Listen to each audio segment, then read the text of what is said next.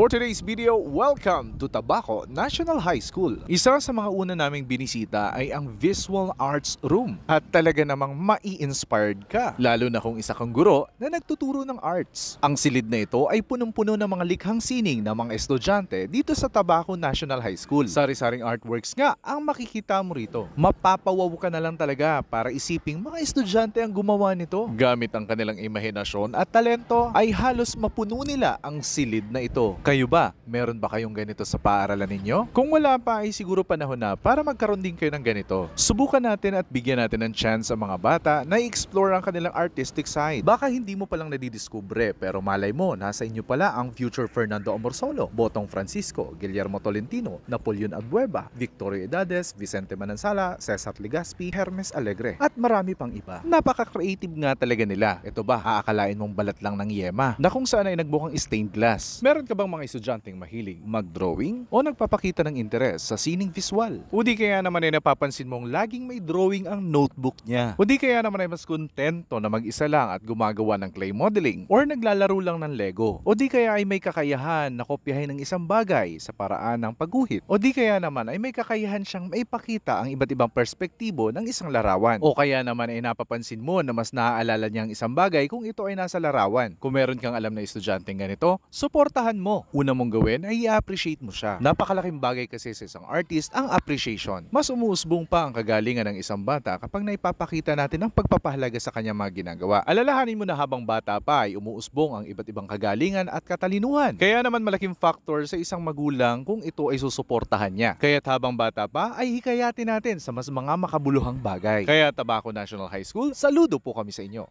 Astig no?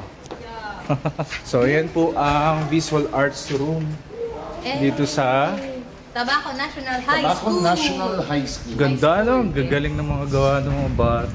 Siguro kung ako yun, yung gating-ting lang na tao yung kaya. Sana all na lang. Sana. Mapapasana all ko sa mga gawa ng mga bata. Napaka-artist. Tabaco National High School.